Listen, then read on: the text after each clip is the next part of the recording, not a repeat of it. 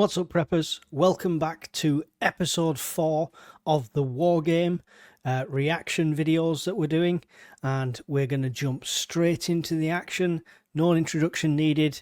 If you found this one for the first time, make sure you go back and watch 1, 2 and 3 first. But here we go, straight into the action with episode 4. Episode 4, Ultimatum.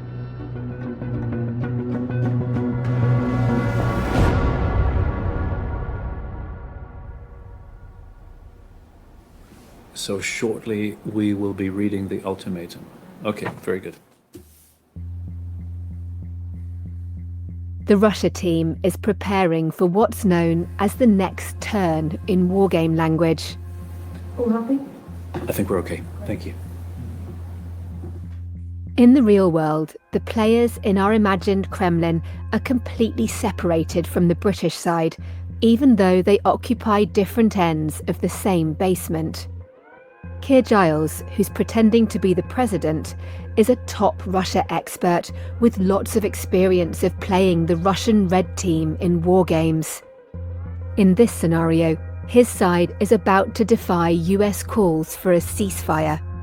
Unlike the British blue team, the Russians know the main moves they will make. So our primary objective remains to neutralize the United Kingdom as an opponent and as an obstacle to what we wish to achieve. Yes, absolutely. As they step back into character, the president asks his top general and his military spy chief how they think the UK will respond. That includes the possibility of Britain launching a nuclear attack on Russia. In the game, the chief of the general staff is played by Toms Rostoks, a defence expert from Latvia, while Maria Enqvist from Sweden is the head of the GRU. Chief of Military Intelligence, your view, please. It is our assessment that the capabilities of the United Kingdom are so uneven that, in combination with an unclear will of action, are they truly prepared to go full nuclear on such a superior opponent as Russia? I highly doubt that. So our assessment is that the situation basically has not changed. Thank you. Chief General Staff. I would also add that as the result of this confrontation, Britain will become more self-centered. It will focus more on its own military defense, which will make it less likely that they'll be able to do power projection into Europe and seriously threaten our interests in Europe.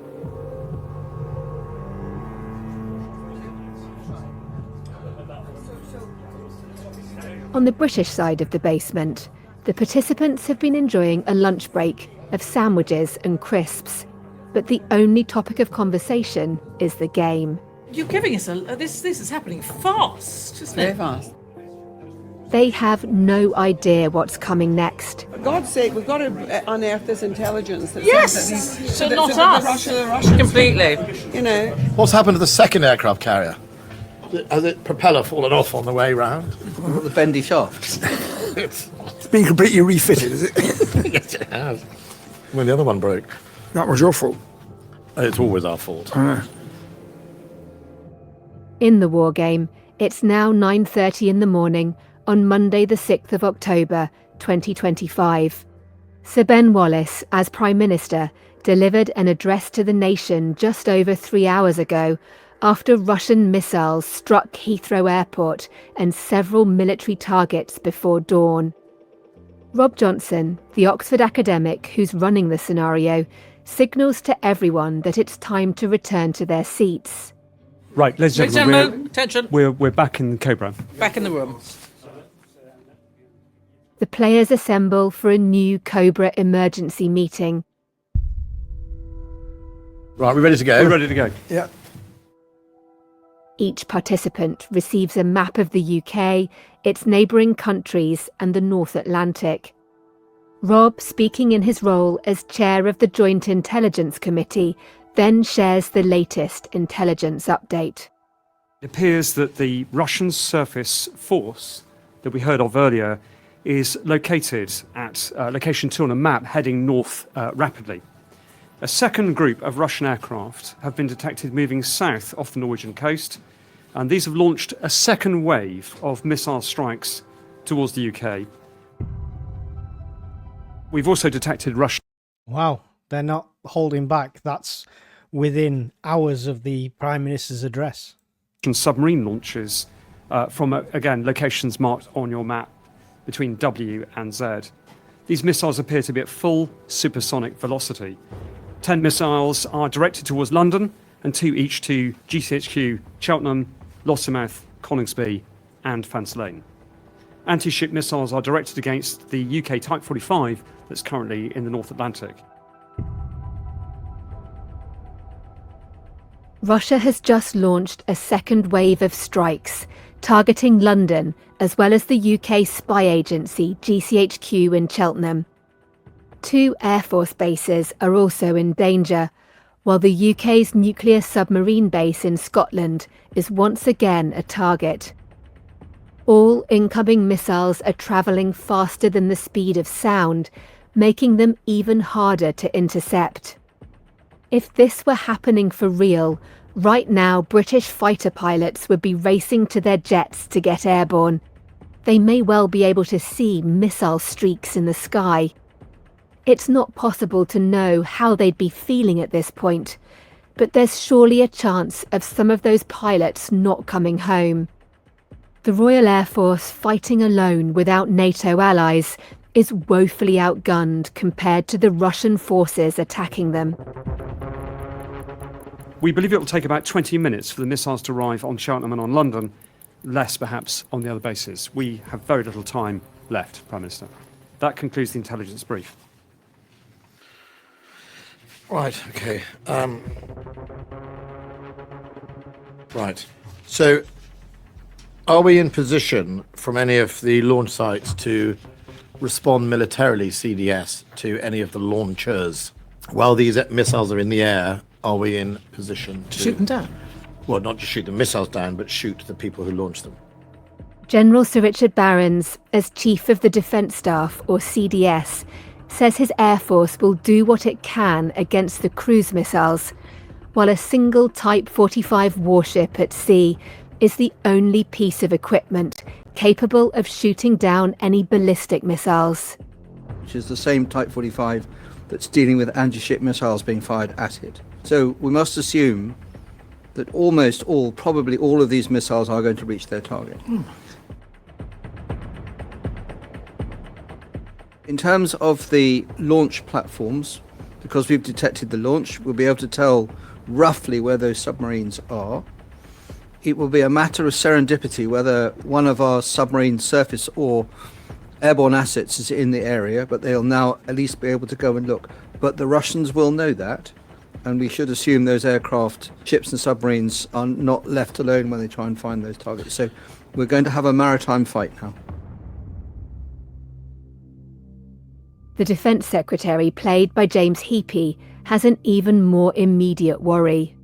My first concern is that we've got 60 minutes remaining of time of flight, and I'm not clear what can be done to warn civilian populations who are in mortal danger around these incoming missiles. I wonder if the Home Secretary has any understanding of the state of our missile warning systems, air raid. 10 going into London. You're not going to evacuate London in 60 minutes. Alarms. Amber Rudd, as Home Secretary, is also very alive to the threat to life. Since every minute counts, if we're going to alert the people who are living in the places where these bombs are headed, we should do so immediately using the phone alert system.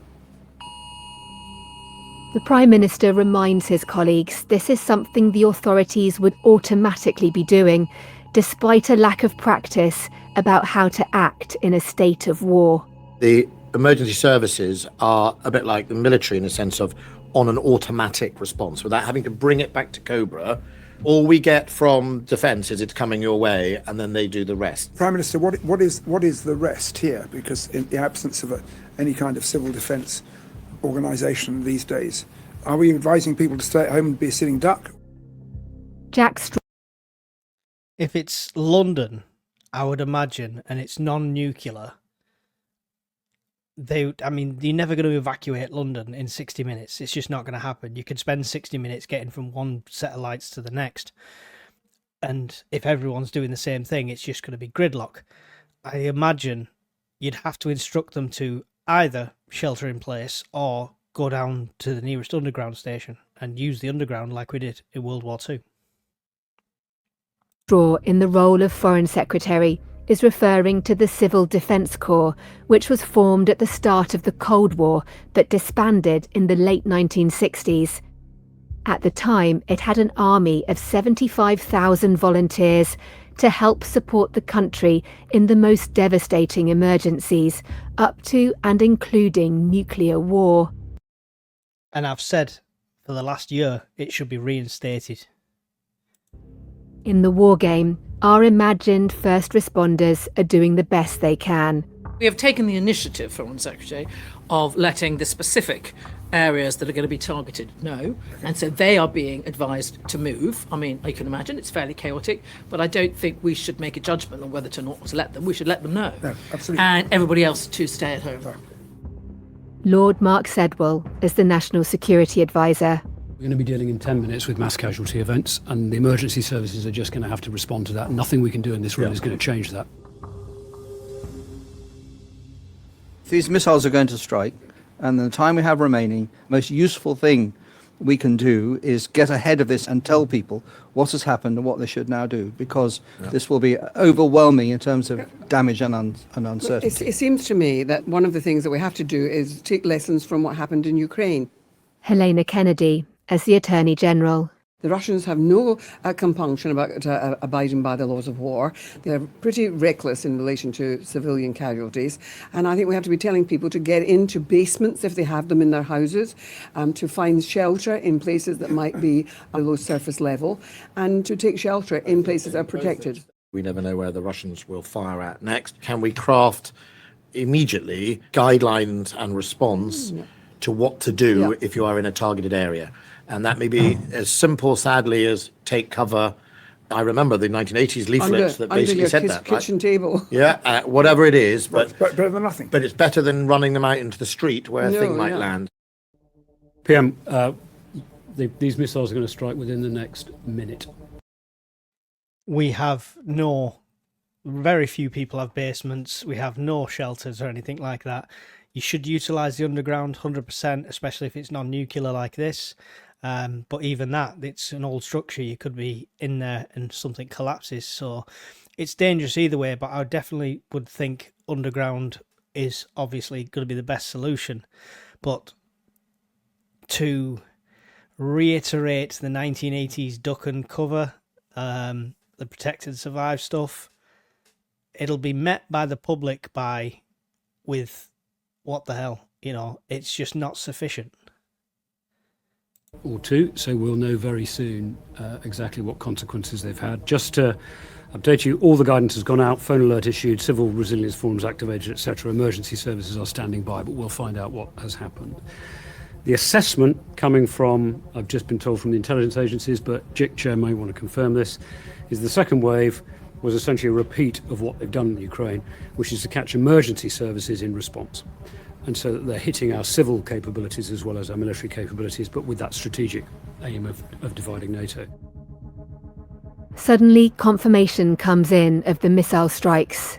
Prime Minister, I've just been informed that missiles have struck on locations here in London.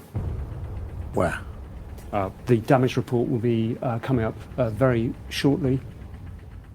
A map flashes up on a big screen showing central London. 4 red circles identify the location of the 4 areas in the capital that were impacted. 4 locations have been struck. The team tries to work out exactly what's been hit. Had the strikes happened for real, one of the targets is in Whitehall, so they would have heard the impacts and maybe even felt the blast waves.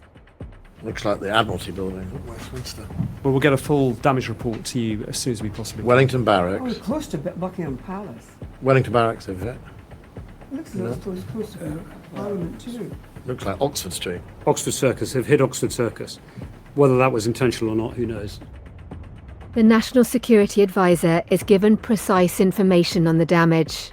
So the strikes against London were the MOD, Oxford Street, Wellington Barracks, Millbank. Emergency services are responding. This second wave is far more public than the first, and the effect will be even more traumatizing for the country. Yeah, okay.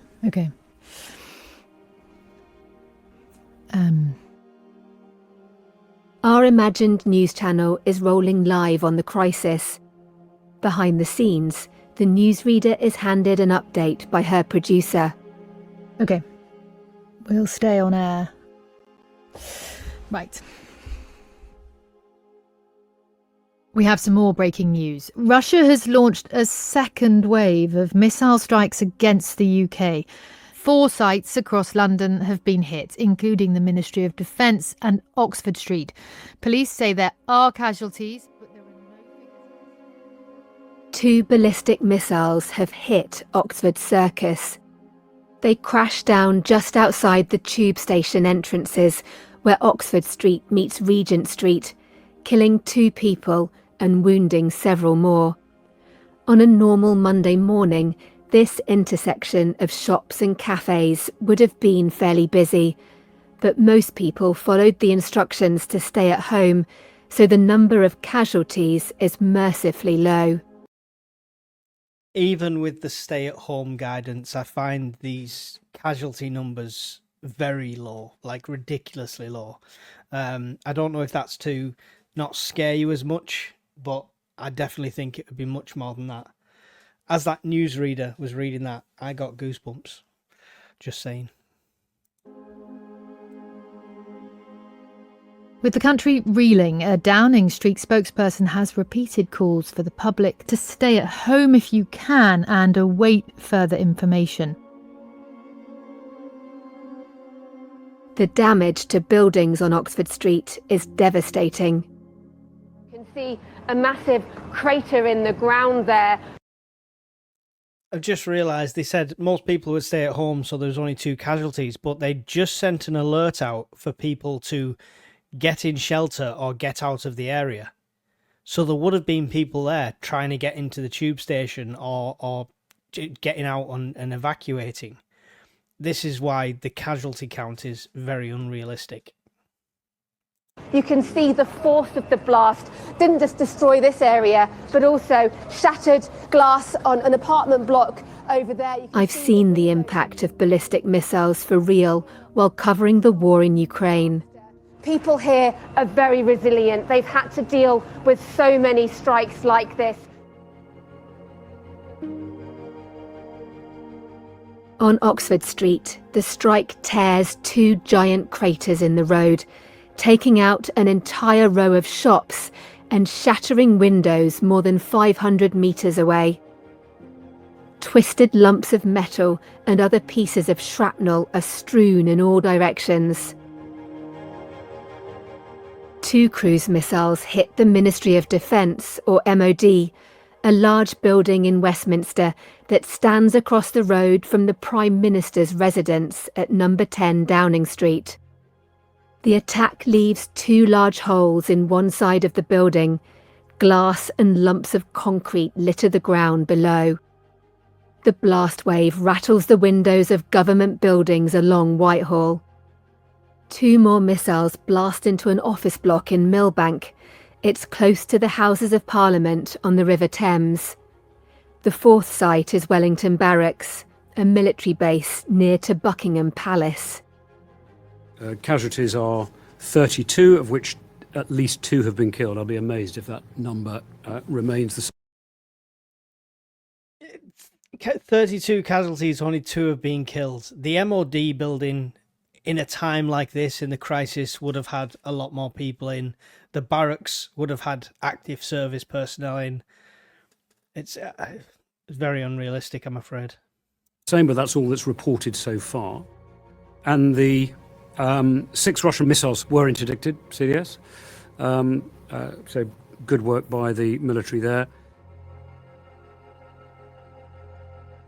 2 military facilities elsewhere in the country appear to have been hit. We've been asked not to give further details for security reasons.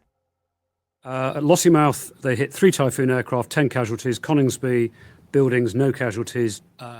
Lossiemouth in Scotland and Coningsby in Lincolnshire are the bases from where the British fast jets would have scrambled to defend against the strikes.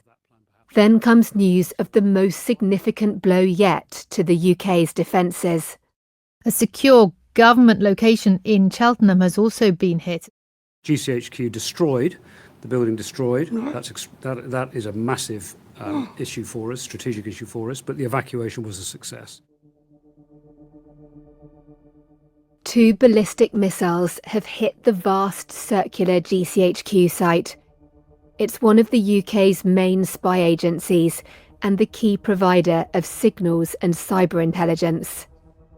No casualties at Faz Lane. So far, casualties have been remarkably light and, in my view, implausibly light, and we must expect that number to rise.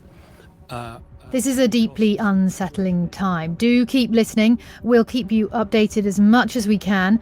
We're now broadcasting from a secure basement, and we'll stay on air with continuous news programmes.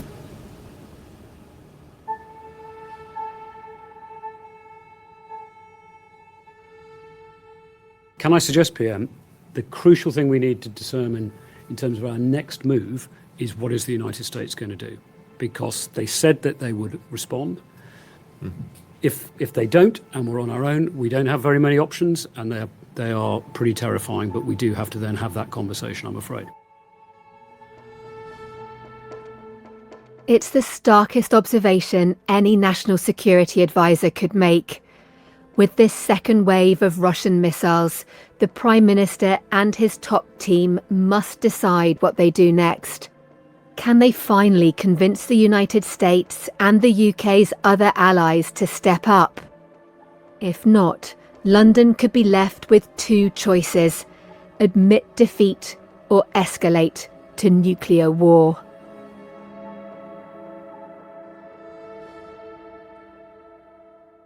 I'd suggest we get the Secretary of State on. We get the Secretary of State on, but at the same time, I think we have to pull out all the stops and start confirming which allies are with us. Yep. And I'd like to know as soon as possible who have said they will support us, not just in word, but in deed. And Secretary of State of Defence then effectively coordinate a military planning process that involves them as soon as possible, and as much intelligence clearance as we can give to share with them. The Chancellor, played by Jim Murphy, has a suggestion about how to win over Washington. I wonder, in the privacy of these 4 walls, whether we ask the palace whether, of course, the King may speak to the President of the United States. For the reasons that we all understand, the President has great affection for our royal family, and he may respond better from one head of state to another head of state. And there may also come a time, of course, that we perhaps invite His Majesty to address the nation. I think on the latter point, that is important. I think at this time we get the King to address, if he wishes to, the nation. And I think secondly, I think you are potentially right. We should try every avenue, whichever works, I think is important. Tensions then start to emerge between the Defence Chief and the Chancellor over why the UK has been left so badly defended, as the Prime Minister asks yet again about the availability of the Navy's Type 45 destroyers. These warships are the only piece of British kit that can intercept ballistic missiles. We have 6 Type 45s. We have 1 at sea. Where are the others, please? The others are in refit. All 6 of them, but we usually try. So we own 6. We can generally manage to operate 2. One is at sea and just being attacked. I think 1 has been damaged in the attack on Portsmouth. And the other 4 are in various stages of refit. And that means that they're not ready for sea. They are absolutely of no value in the circumstances we currently find ourselves right now. Can they fire before they're destroyed? So the Type 45 that's at sea is well placed to defend itself against cruise and ballistic missiles and air attack. That's what it's doing. Its job is to protect the things it normally accompanies, like the carrier. But if these other ones are in for refit in dock, No. is there a capability No. of them to fire No. offensively at No. anything? No. Because they will be destroyed very soon. So they're not at a state of readiness where their radars function or are any use. And in some cases, they don't have enough of the essential spare parts, or they have no missiles on board, and they have no crews on board that could fight the vessel. At no point do I ever remember the Treasury being told any of this. That's ridiculous. I mean, when you see the comparisons on YouTube of military powers, they go 630 odd planes, 12 destroyers, etc., blah, blah, blah. But when it comes down to brass tacks, 2 at the most. That's shocking. From my position of CDS, I would have to say we've been reporting for more than 2 decades the state of UK defences as we went through the decline of the post-Cold War era. None of this should be a surprise to the government.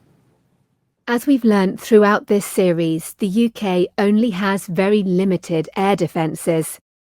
The previous day, the Prime Minister was told there were only enough jets to offer some kind of defence against cruise missiles at 2 sites. He opted not to put the aircraft over London, choosing military infrastructure instead.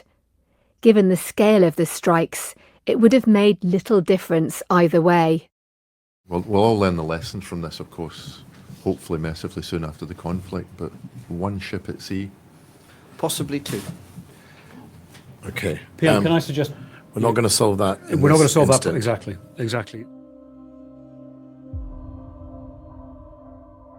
The National Security Advisor steers the discussion back to the immediate crisis, because ministers must decide what to do.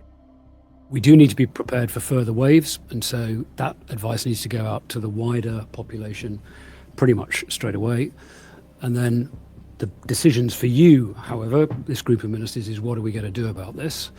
And we need to understand whether we're doing something about this on our own or with allies, I would suggest, critically first. CDS may have some more. 2 questions. One specific is, may I now sink that Aquila 2 submarine I have under control? The Defence Chief is talking about the Russian attack submarine that surfaced off the coast of Scotland the previous day. The Prime Minister gives the green light. Yes. I think it is important that we message that for every action there will be a reaction. And secondly, given we are where we are, do you believe we are effectively now in a state of general war with Russia, in which case, can I tell CGO if he can find a Russian target to destroy it?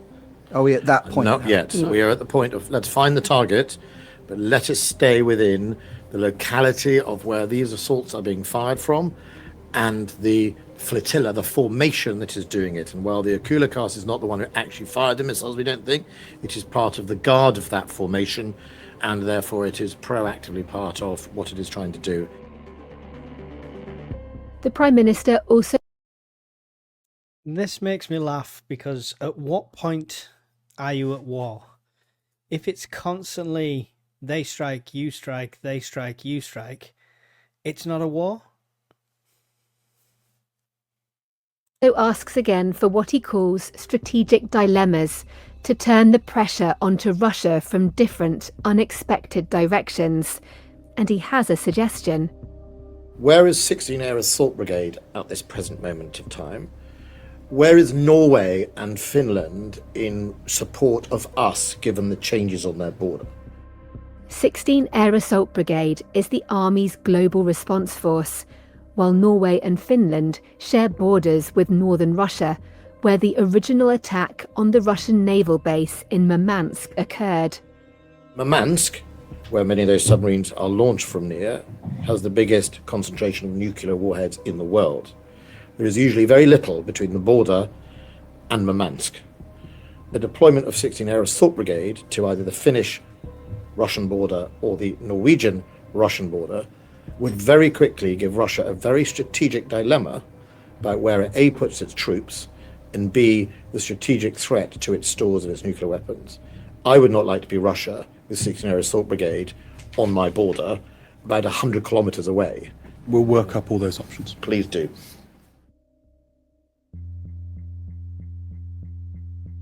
interesting tactic. Yeah, quite an intelligent, interesting tactic, that giving Russia more to think about.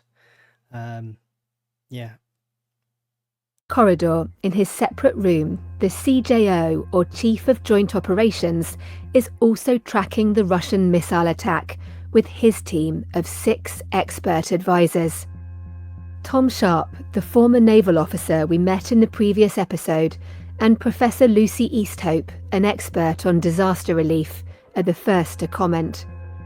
So London's on fire. Yeah, it's a really sobering moment, isn't it? And it's a very different sense of being under attack, seeing casualties, losing people. The fire in London thing is the first point at which the general public will go, what's going on here? Where's the military?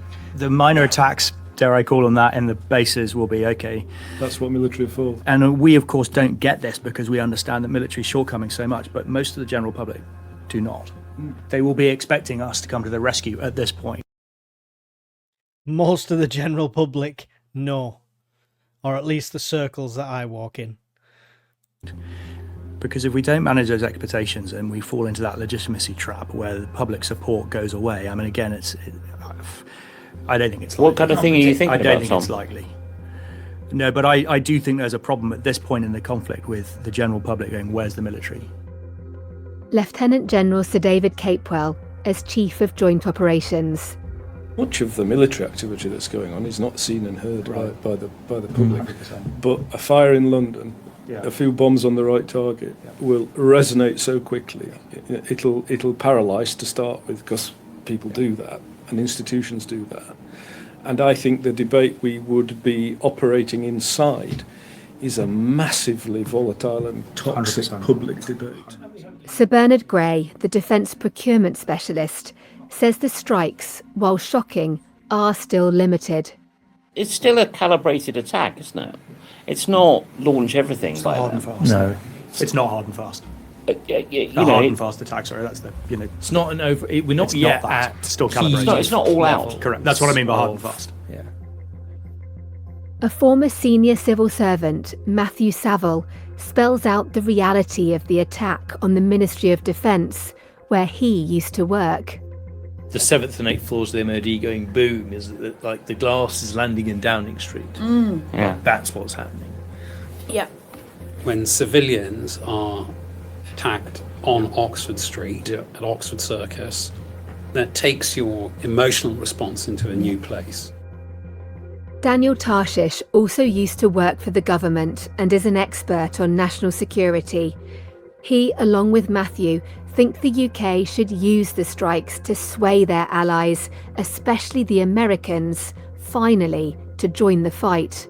The selection of a purely civilian target is all the other targets have had some kind of military association. Even Heathrow could be seen as... The US ambassador should be being summoned into King Charles Street and number 10 walking by the MOD and the glass and the blood on the streets. Yeah. Matthew is suggesting the US ambassador is invited to walk to the Foreign Office, which is often referred to by its address on King Charles Street, and see firsthand the damage to the Ministry of Defence. This is the moment when we can turn the tide within those critical on-the-fence groups. Out If there. politically they're prepared to take the risk, the message to the US and NATO after this should be, if not now, when? Yeah. I think the question of what we should do next is defined by the aggregate insult to the UK. We've lost a naval base, we've lost quite a lot of military facility, we've lost the GCHQ, strikes on London. When you add it all up, there's no question in my mind, it's tantamount to a major act of war. So the question is, the operational question is, which has to be translated into a political question, is that if we are now acting alone, we have very few options available to us, most of which start at the nuclear threshold. Therefore, oh allies, and particularly Uncle Sam, what are you going to do about it conventionally to come to our assistance and come to aid and abet and to stop us striking by nuclear means. Because we're now in danger of being backed into a corner, and well, the fait can't be held responsible. the fait accompli point is made. The warfighting commander then issues a question to be sent back to the Cobra meeting. When he mentions the NAC, he's referring to the North Atlantic Council, which is the main decision-making body at the NATO alliance.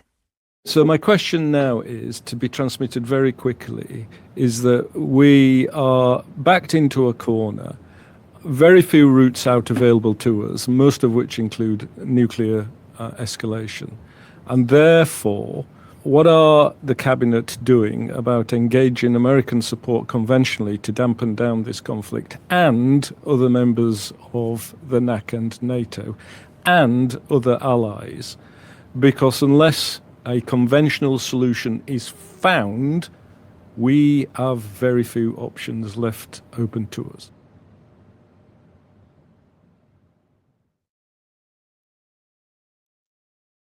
Come and save us, or we're going nuclear.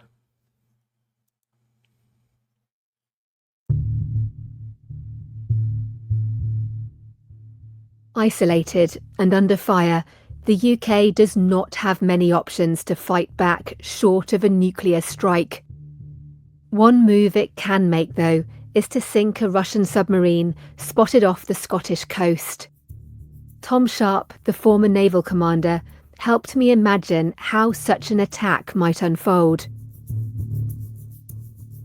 Deep beneath the North Atlantic, the Royal Navy has been using one of its attack submarines, HMS Astute, to track the boat.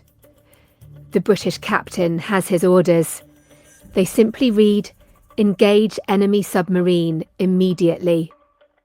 He and his crew have practiced such a move many times before, but never for real. Finding a good position to strike, but also to evade any counter-strikes, the captain runs through his final checks, then gives the order to fire. The noise of a spearfish torpedo being launched is deafening. If the Russian submarine hadn't been aware of the British boat's presence, it is now. No one moves or breathes in the control room, half waiting for the sound of a successful attack, half listening for a counterfire. The British side then launches a second torpedo. They hear 2 explosions as the weapons find their target. But this is not a moment to celebrate. The crew must now dodge the inevitable attempts to find them. Their attack marks only the second time ever that one submarine has sunk another while both submerged. It last happened towards the end of the Second World War, when a British submarine destroyed a German U-boat in February 1945. The Kremlin soon learns of its loss. Mr. President, we have received some intel. It's that day for Russian Navy. Which is grave indeed. We have lost an Akula to submarine. Shortly, when the commander of the Northern Fleet comes back online, we will ask him to explain how serious a setback this is. The Russian president contacts his commander, who's played by Robin Hagblom, a Finnish naval analyst. Admiral, you have lost a submarine. This is beginning to look careless. Can you explain to us, please, what the implications of this are for the mission and how serious a setback it is? This is indeed a more significant loss compared to the earlier destroyer, which was sunk.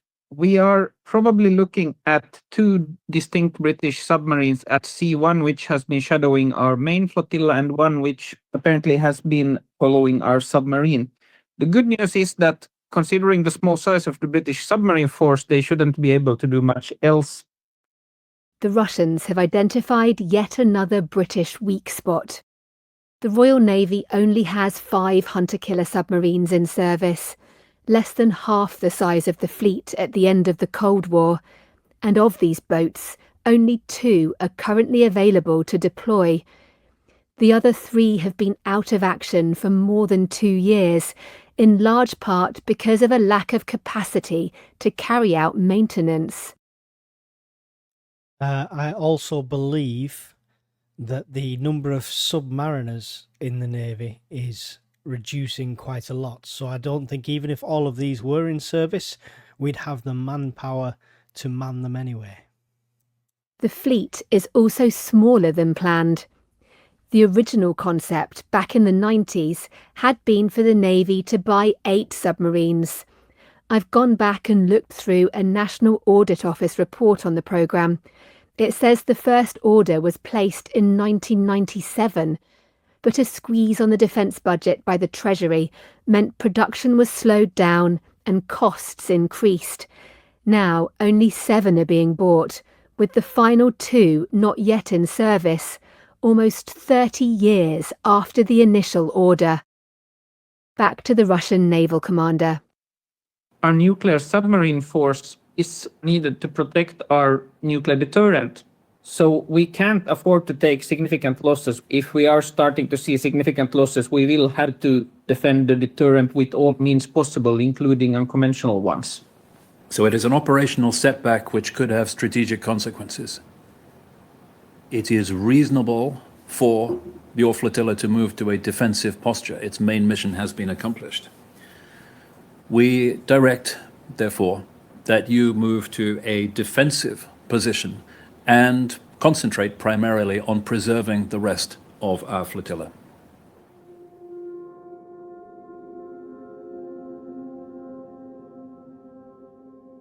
In the Cobra room, the defence chief is laying out his concerns to the Prime Minister. We need to recognise that every time we get a missile attack, our stock of missiles is only getting smaller. And our ability to resist this is measured in days, not longer than that. We need to recognise the UK has been isolated, not least from NATO, and the security paradigm we've relied on for 75 years has not functioned. We're close to losing control of the North Atlantic, giving Russian submarines, aircraft and ships free rein. That is not in the US's interest or the rest of Europe. However, my major concern is the initial targeting was very firmly focused on the military architecture, but the missile on Oxford Street, aligned with the below-threshold attacks we saw on our power infrastructure and ports, indicates that Russia is turning its power onto daily national life, onto civil will. The further they push you on that, the closer you will be taken to the only thing you have left is the strategic nuclear deterrent. And surely NATO and the US need to realise that if they don't stand up and engage, that is the place that you'll be left in, because otherwise the country will be on its knees. The Prime Minister, though, points out Russia's limitations too. I understand where he is trying to push, but I do not believe he is trying to push in the invasion or the subjugation of the United Kingdom. I think he's already 2/3 of the way where he wanted to, which is a fractured NATO, an isolated Britain. I also think we are in a dangerous position, though, about because we might run out, we shouldn't do something.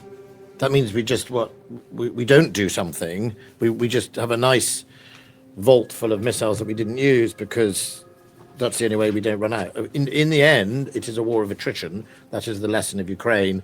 And currently, unfashionable as it might be to say, the body count is actually in our favour.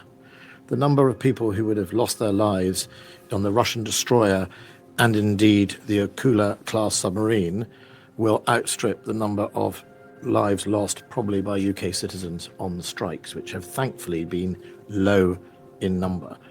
Russia is not a bottomless pit either of military asset, and while it has got a task force, I think what I would say is, having twice now engaged in self-defense the task force, how much more damage could we do to the task force, CDS, if that was our focus? The Home Secretary draws on Britain's history of enduring Nazi bombing raids. It might sound surprising, but experts in disaster relief say people don't tend to panic when under armed attack. Instead, they pull together. And Prime Minister, if I may, from your position, or your statement about the fact that we've had less actual casualties, the British public have responded with a certain blitz spirit in terms of strength and resilience. And I think that your excellent speech and statement earlier today, if I may say so, did a lot to calm the public down. I'd like to think that that will be the case, that we would have that blitz spirit. And I think under direct attack from a foreign enemy, we'd find commonality in that. But how long that would last would be depending on infrastructure at the end of the day and people's way of life. If that gets compromised, they suddenly stop looking outwards and start looking inwards and looking after themselves.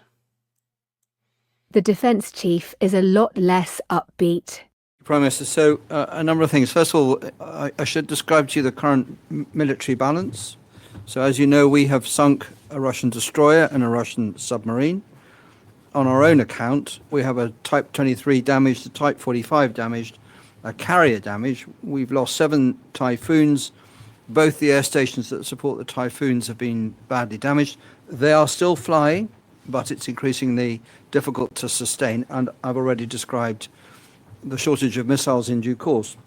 At Lossiemouth, which supports the maritime reconnaissance aircraft, the submarine killing aircraft and the air-to-air refueling tankers, there's quite a lot of damage, including damage to tankers. The F-35 fleet relies on those tankers to get any decent operational range. And Portsmouth is badly damaged. So we are still in the fight, but proportionally our losses are significantly greater than the Russians have taken. Thank you. Can I suggest, PM, we get the US Secretary of State back on the line? The National Security Advisor also has a reality check for the room. And you say to him that unless they get engaged and bring this to a halt, we can't prevail in a purely conventional war of attrition, and therefore we will have no choice but to go up the escalation ladder with all the risks that that entails, unless they stop it. Yeah, I also want to emphasise is that we go by the guardrails of the rule of law. They have been illegal already in the ways in which they have conducted themselves. They've gone to Oxford Street. We go for military targets. And we have to make sure that our public are with us in that respect for law and not following suit. And so we're not going to meet illegality with illegality. Great. Let's speak to the US Secretary of State. Then we have a discussion briefly about further targets with CDS and the Secretary of State of Defence. Our top American diplomat is played by Professor Phillips O'Brien. He's helping us test a scenario in which Washington has relatively good relations with Moscow and isn't immediately mobilising to help London. His face appears via video link on a big screen in the Cobra room. You'll hear the US President referred to as POTUS. US Secretary of State, hello. Hello, I can hear you fine. Good. I was very interested by POTUS's tweet earlier in the night, on the more early morning, which said, whoever continues this, watch out, basically. Not long after that, the Russians attacked one of our submarines and now has launched another further attack on us.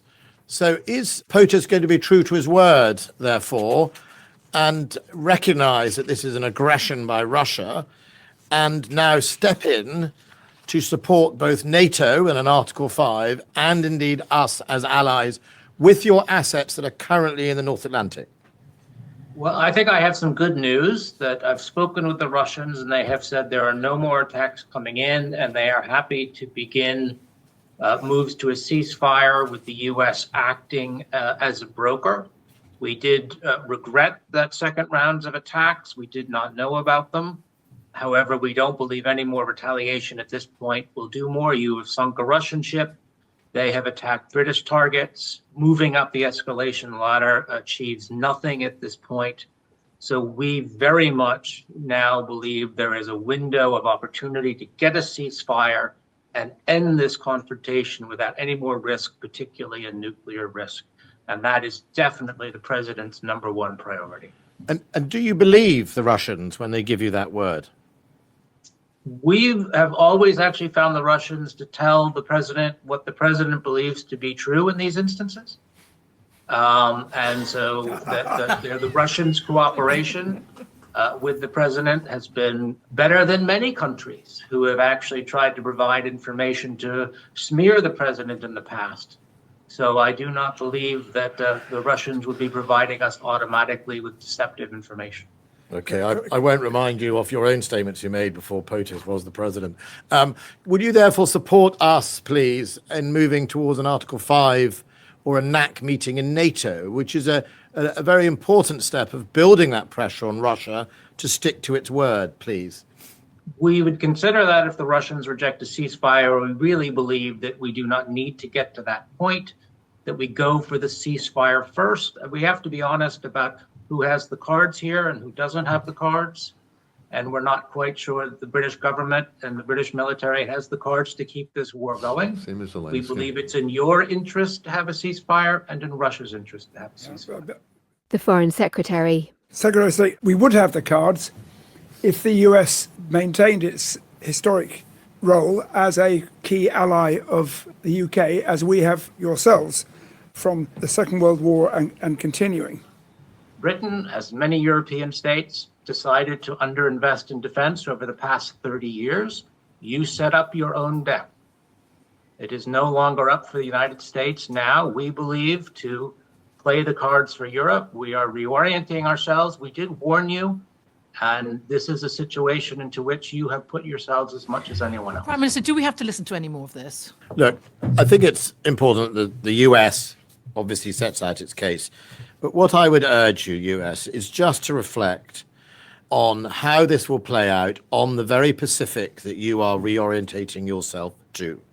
There are ripples in this world, and the ripples that have been started by Russia today will wash up on your shores of California. So I urge you to reconsider, allow the NAC to meet, and at least we can have a discussion with all our allies of NATO and start sending a message in parallel that a ceasefire is important, but also the international community of Europe and the Atlantic are united.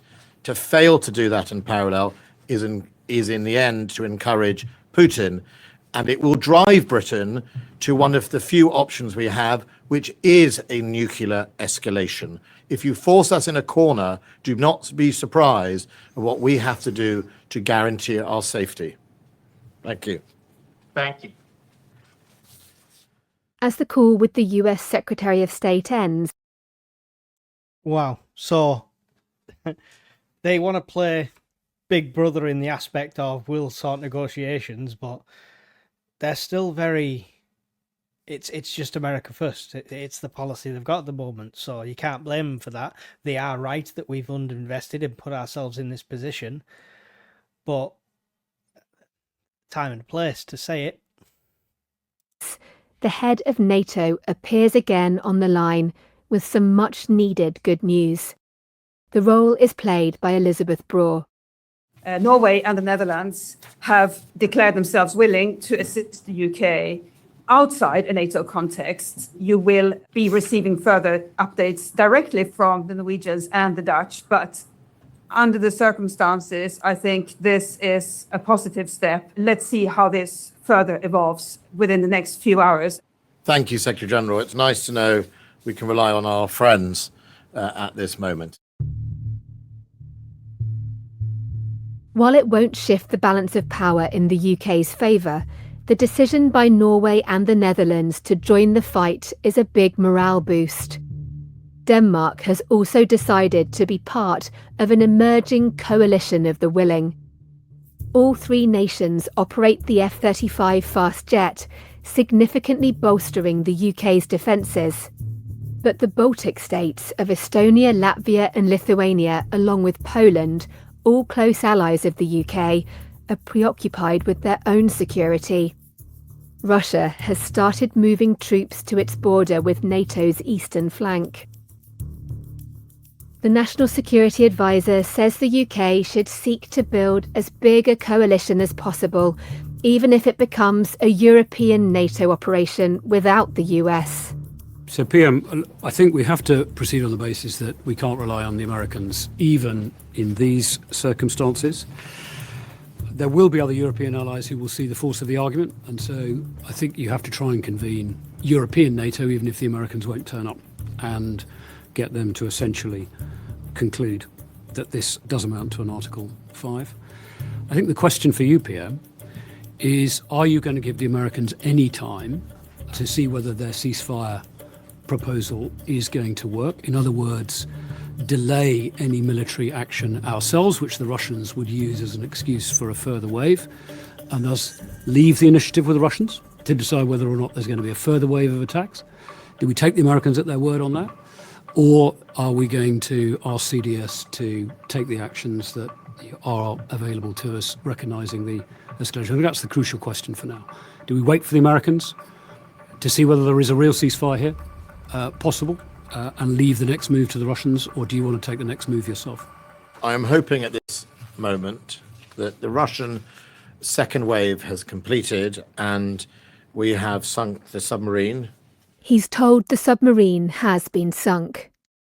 Okay, so then not standing down, but having a watching brief, or what do we okay, standing at readiness, I don't know what, shadowing the task force and waiting to see what Russia's next move, which in itself will indicate a ceasefire or not, is, I think, the right moment to do so, as in the ball is in their court. In the meantime, we need to prepare a set of targets predominantly focused at the task force, if we may, but at the same time developing to maturity the strategic dilemma elsewhere. But the Prime Minister is not the only one giving orders. In the Kremlin, the President has moved to his own small radio studio for a live broadcast. Well, let's see how this is spun now and see if it's going to be further escalation, shall we? All right. The government of the Russian Federation now demands that Britain and its NATO allies desist from further armed attacks on the Russian Federation. Simultaneously, the British side is alerted to a new message from Moscow. Further armed attacks on the Russian Federation? Well, when I last looked, there's only been self-defense. The Russian statement makes certain demands, as ever, as Putin does. The President of Russia is willing to talk peace. I am willing to talk peace. However, we must make it very clear that we have specific and legitimate demands which must be strictly adhered to prevent further bloodshed and to avoid any thought of escalation. Russia, we must remind you, is a nuclear-armed power. We must remind you as a nuclear-armed power. He reminds us that all the time and has done throughout the Ukraine conflict. If we are forced to use this powerful arsenal, then the United Kingdom will simply cease to exist. Basically evoking a nuclear threat that they would annihilate us. We therefore demand that the chastised British government order an immediate and unconditional ceasefire, and that its forces should all withdraw to its sovereign territory. Somewhat ludicrous demands. I suspect, CDS, that none of our capabilities are in Russian sovereign territories, so I think his demands are limited and hollow anyhow. I mean, we probably have one or two vessels that are in international waters. These are non-negotiable. These movements must be completed by midnight Moscow time today. We need not remind anyone in this world of the consequences of a nuclear-armed attack. If one missile or bomb falls on Russian sovereign territory, then the entire Russian Federation and all of its allies around the globe will combine to destroy Britain. He then goes on to remind everyone that they're not bluffing. We are not bluffing. We are sincere, as we have proven today. We appeal to the reason of the British people. Come to your senses, British people. Lay down your weapons. Do not let your criminal and terrorist-sponsoring government lead you into certain destruction. That's all for the St. Petersburg trolls, no doubt, to magnify. That's a surrender demand. That is basically lay down your arms and surrender. They expect us to respond. We expect the British government to respond appropriately to our reasonable demand by 12 midday London time. It's 11 o'clock. Russia's president has raised the threat of a nuclear attack on the UK as he issues an ultimatum for a ceasefire. Images posted on social media show empty shelves in supermarkets nationwide as people rush to buy bottled water, tinned food and other emergency supplies. And there are growing traffic jams on the main roads out of London as residents in the capital ignore government advice to stay at home and instead try to flee. Downing Street says the Prime Minister's in an emergency meeting. He has 1 hour to decide how to respond to Moscow's demands.